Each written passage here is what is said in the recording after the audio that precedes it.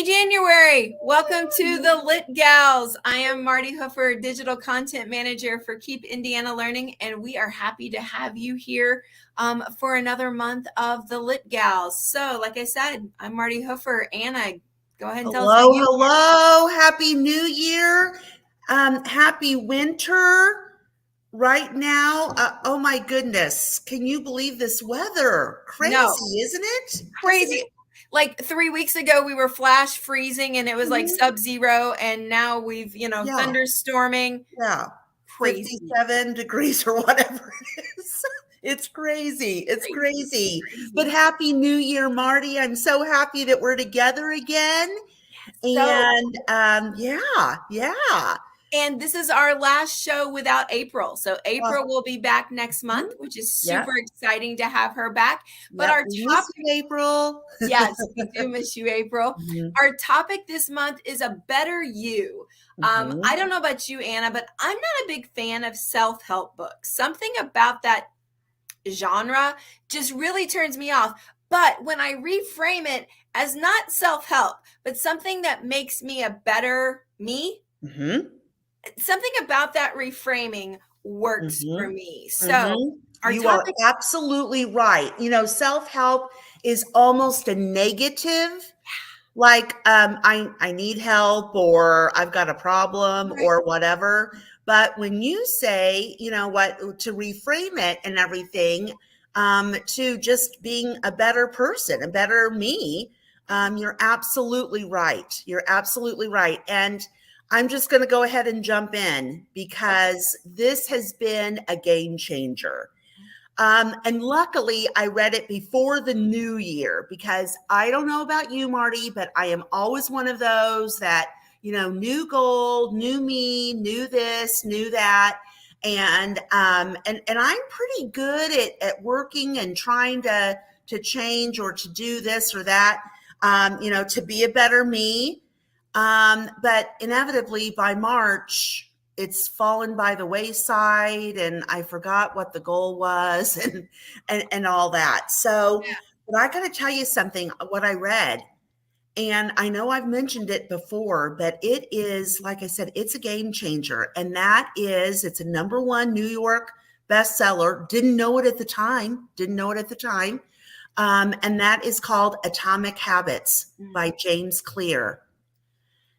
Martie, it was, and I mean, he jumped into it by second chapter, maybe third at the very most. And the bottom line is stop with the goals, stop with the, New Year's resolution or whatever you want to call it. And what is going to make the biggest difference is those small little steps, those little habits that we want to change. And ultimately, a little bit ends up being a big.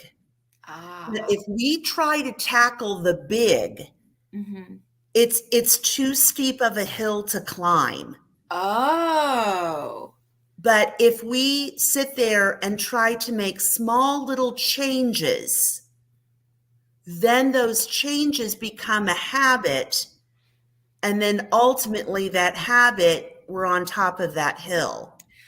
Anna, I'd never thought about that. I thought about it that way, that a goal does feel like a big mountain to climb. And my husband and I do a fair amount of hiking.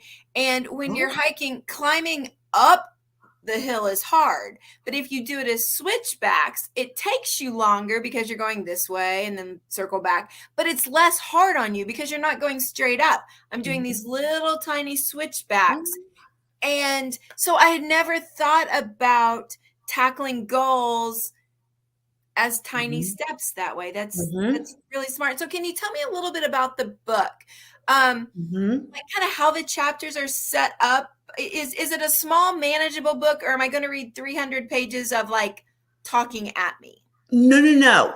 I love where he begins, and everything. And he was an athlete, and then he had an accident, and it kind of, he was back to ground, zero.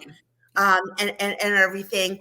I love though the book, the way that it's set up, because I am kind of a story type of gal, and I like a little scenario, I like a little story, and then he, relates it to himself, and then there's an aha moment for you, the reader, that system goes, oh gosh, oh yeah, that type of thing. And that's how it's set up, and I absolutely love that. He is very analytical and uh, probably a mathy statistics type of guy, and I'm not. Okay. But when he shows the graphs, or when he shows the, that math piece, I get it and go, oh my gosh, that makes sense. Okay. It Okay. really makes sense. So, and you know what I did do? You know me, I love listening. I love a little listening book. I started with the listening, and I said, oh, no, no, no. I've got to read this book because of the graphs, or because of, you know what I mean? Like he might have said a sentence and I thought, I want to write that down. Yeah. So for me, it was better for me to read it, but I started listening to it. So both of them are fine to do, but it was really great. Okay. Now, here is the wonderful thing that has happened from that. I'm going into schools. I'm a literacy specialist, and and inevitably everybody wants to know, what are you reading right now, or what's the goal for this year, the resolution. And I start talking about James Clear and Atomic Habits. Well, one of the teachers that I was working with just this week, she said, hold it. I've got his website and I'm doing his 30 days. Oh. What do you mean 30 days? So I guess what he's got is like a 30-day, and it's not 30-day to change a habit or anything like that. It's more of like a reset, like let's do foundational work first to start working on those little steps. Well, and think about that. Isn't that where we go haywire with goals? Is we start with no groundwork. We go from, Thanksgiving and Halloween candy to Thanksgiving eating to Christmas eating to, all this just holiday mindset of, just where things just go, our time habits, our eating habits, our sleep habits, everything goes way sideways from, October to December. And then we think on January 1st, we're going to like bingo, things are going to change. So I think that's really powerful. And thinking about a classroom, that's where we need to start also, is with foundations. And it doesn't matter if it's day 1 of your classroom or day 87 or whatever. Setting some foundations then allows you to grow. You're not going to just be there. And that's what I always had to remind myself of on August 1st, whatever, the first day of school. Because the kids that had walked out of my door in May were, quote, well-trained. They knew how things worked. They knew what we did. They understood my expectations. And I didn't really have a lot of classroom rules. Frankly, I had none. I had expectations. And so just live to those expectations. And I don't have to make rules, and which I like. I liked the different approach to that. I love it too. I had to remind myself every August that the kids walking in the door didn't have that foundation work. And I couldn't start at the same place with group B where group A had left, because group A had grown to the spot. And so I think that's important to think about as we work with teachers, or as we work with students, or frankly, as we live lives as humans. That's right. With other people, we're all at different places on that journey. And where we interact with people, if it's going to be people we interact with on a regular basis, there has to be some groundwork set for us to move off of. You're absolutely right. And it reminds me of Hattie Fry and Fisher's work. Yeah. Right? Surface, deep, and transfer. And we've got to have that surface. We've got to have that surface. We've got to have that foundation. Because Yeah. if we don't have the foundation, then it's not going to work very well at all. And, I'm glad that you should mention the classroom, because that's another thing that has popped up a lot in the last week or so.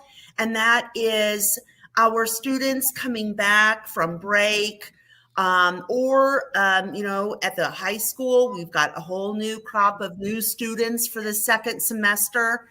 And even more so than even ever before, I've heard a lot of teachers go, "Oh my gosh, what's going on? These kids or whatever," And I can't believe you're talking about this, Martie.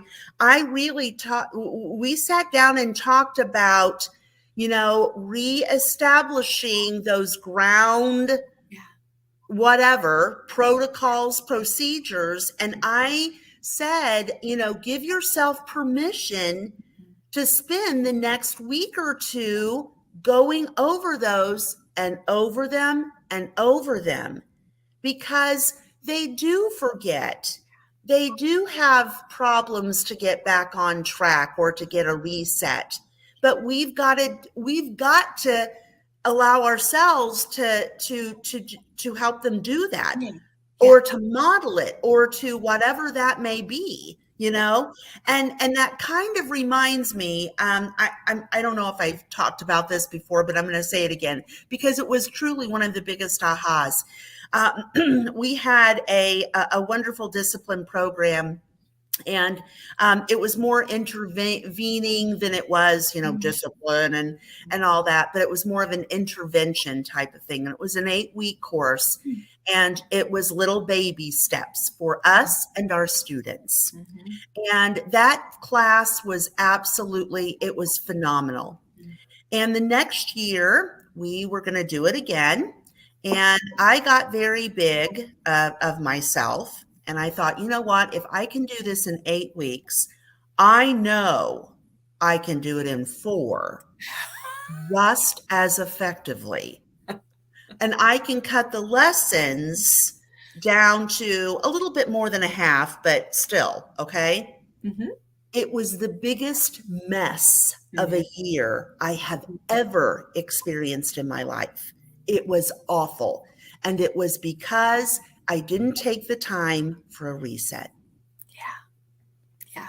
So thank you, Martie, for talking about that. Thank you. Yeah. And back to what you said at the very beginning, those little steps do really make a difference. We want to ignore them, and we think, oh, I can take one big step instead of 3 littles, but that doesn't work so well. It really doesn't. It really doesn't. And that is what we do every single January. We're going to get this done in a great big step, and it's going to work out beautifully, because I don't have the time for it. I don't have the time for me, or that I don't have the time for whatever. And I know this can get done in one fell swoop, right? Yes. So Atomic Habits is going to have to be a book I check out. So, it is. And it's a good, I don't want to call it an easy read, but it's a good read, because he gives, his own example or examples, and then he ties it back, to what his point was. And then there's always oh my gosh, for you to be sitting there going, oh, wow, for yourself. Yes. Well, the 2 books I brought, the A Better You, the first one, I would also call not an easy read. It's not that it's hard, but because it's challenging at least it was challenging to me. Let me preface it that way. I found it a harder read, and it's Start with Hello by Shannon Martin. And this is I don't know, her second or third book. She's a Hoosier, lives in Northern Indiana. And the subtitle, I think, is so great. Other Simple Ways to Live as Neighbors. We all live next door to people, whether next door is across the street, or it's across the hall, or if you think about teachers, we all have teacher neighbors. Start with Hello. And I thought, it's such a great title, because it's literally the simplest thing you can do. That's right. But she talks about why do you start with hello, but then what are your next steps and why is it important to take those next steps? And Shannon is also a great Instagram follow. She's so real and so practical.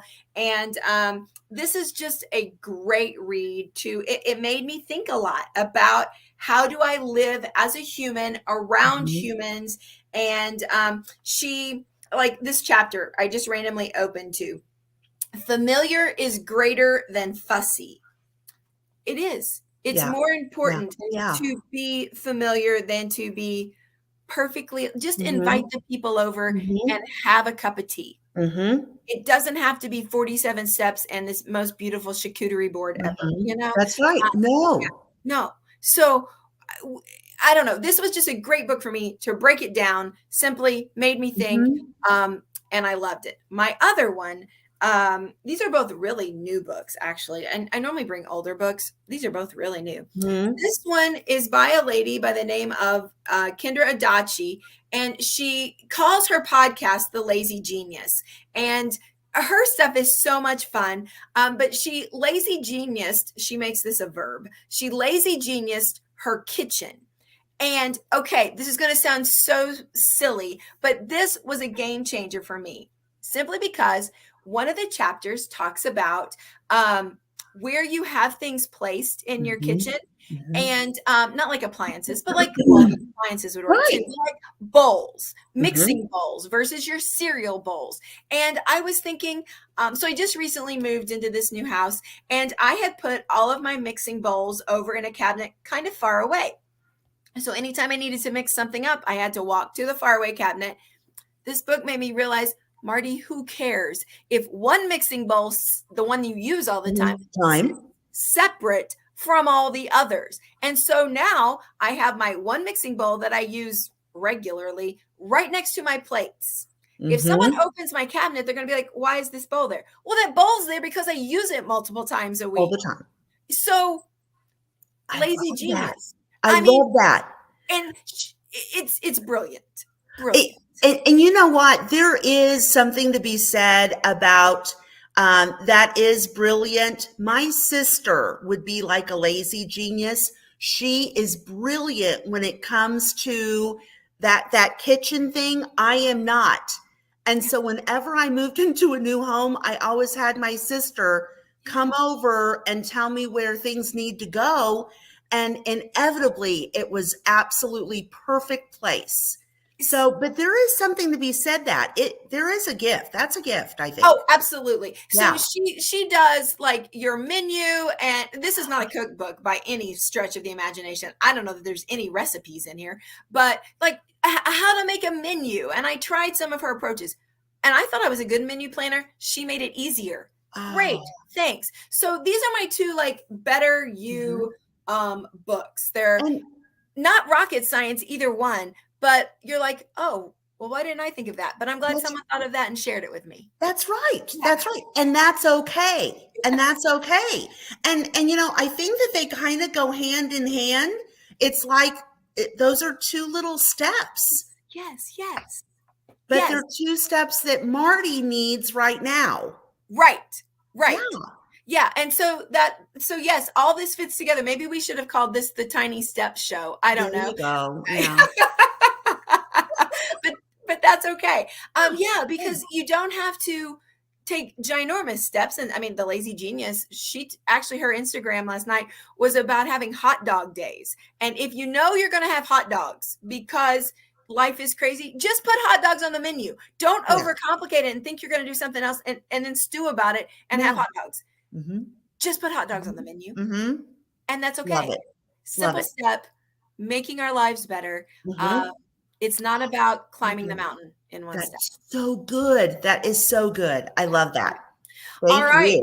Well, Anna, we're at wrap up time. So what are you reading or listening to or both right now? Well, I'm still on that manifesting, the 7 habits for a better living, better life. And I know that I'm repeating myself from last month. but life gets kind of hard or crazy or busy. Yeah. And I'm just being transparent with you, Martie, because I know that you can read a book a week, and I mean, you're so great with that. But yeah, I'm still working on it, because you know why? I want to stop and I want to think about it. I want to stop and write. I want to stop, and so I'm still on it. And that's I'm still on fine. it. And Anna, I think it's important to think about that. Two things you said. One, life gets hard, messy, complicated, all those words you use, Mhm. and that's okay. That's going to happen, and that's going Mhm. to have an impact on what we do with our free time. Mhm. It's Mhm. going to. Yeah, But sometimes we do need to take books slower, and so I am often a book a week reader, you but are. I'm not right now. I'm reading. It's called The Revolutionary. Ooh, he's really big there. The Revolutionary Samuel Adams. Like, okay, so this is not exactly my normal read, not at all. I knew when For I picked me. I knew when I picked it up, it would be a stretch read for me. And part of me was intimidated by that. I'm like, oh, why would you do that? But then part of me was like, you know what? You haven't done a stretch read in a while, and it's good for you. And we ask students all the time to Mhm. stretch You're right. and do things that are hard. And we give zero thought to how hard it is to do hard things. And so I picked up Samuel Adams. I'm okay, just to give you a clue of how hard this book is, there's almost 100 I'm pages. getting very, very nervous. I'm kind of sweating a little bit. There is almost 100 pages of end notes. Oh my gosh, Yes. Martie. Yeah. So now, full disclosure, I'm not reading the end notes. I'm just going to read the text. But even the text has footnotes, things that she doesn't even end note. She just Whoa. footnotes. So Whoa. all of that and there's only just a few paintings in here. There's not many pictures. There's about half a dozen paintings from Revolutionary War times of people who are in this book. But Oh, I am learning a lot. And, I really didn't know anything about Samuel Adams. And now I know lots of things about Samuel Adams. And so I say all that to say, I've been reading this for a number of weeks now, and I have less than 100 pages to go, I think. So whoa. I'm hoping to finish it this weekend, but it's hard. And so sometimes it's okay to go slow, much like your atomic habits. We have to go slow, Hmm. and slow is going to But happen. but Martie, it's not a stretch read for me. So you're always such a good role model. You are such a good role model for Oh, me. I wrote down while you were talking, I wrote down a stretch read. yeah. Yeah. So I'm going to have to think about that. Yeah. It's not I something like that. it's not something I do very often, but periodically it's just not that I go searching them out. Just a book across my path, and I'll be like, ooh. And I'm like intrigued, and then I'm like, you should read it. And then when I feel like I'm like, oh, but it scares me, well, that's probably the book you need to pick Right. up. That's good, Martie. Thank Yeah. you. You're welcome. Thank you So, for being such a good role model for me on this. This is well, good. Well, I'm glad I could be a help. Let's just hope Samuel Adams and I are not BFFs the next time we're on this show. Hopefully, I have No put him on the judgment. put him No on the judgment. I will not say to you, gosh, Martie, has this been now 2 months that we've been on this? I know. Trust me, I have a whole pile of middle grade and young adult stuff waiting that is going to feel so fluffy after Mr. Adams. I And love just it. to complicate Mr. Adams here, Samuel Adams, we all know about John Adams. Well, John Adams is Mhm. Samuel's cousin, and John is in the book a lot. So sometimes I'm like, wait a minute, which Adams are we even talking about here? Mhm. So I have to keep Sam and John straight because they're radically different people. But I'll tell you what, Mr. Samuel Adams, he's fascinating. Wow. Fascinating dude that I just didn't know much about. Oh, okay. You Yeah. might also need a graphic organizer for that one. I might. I actually, a graphic novel of this book would be delightful. Oh, I wouldn't that be do. fun? Oh, yes. Maybe I need to find that, like a graphic Ooh, novel version of Samuel Adams after I oh, finish that would be this. good. Yeah, Oh, that would maybe be a we'll do that. huge aha for what did you find out? That's good. Yes, yes. All right. Well, we are at the end of our time. Thank you so much, Anna. What a Thank great you. conversation Yep. today. Always, Yes, always, friend. Okay, yes. you take care. You We'll see too. you and April On in February. February 15th. We'll be like halfway through winter I then. know. I know. Yay. I Yay. know. Okay, All take right. care. Have a See you, good one. friends. Thank you, ladies and Okay. gentlemen. We'll see you next time here on the Lit Gals. Mhm.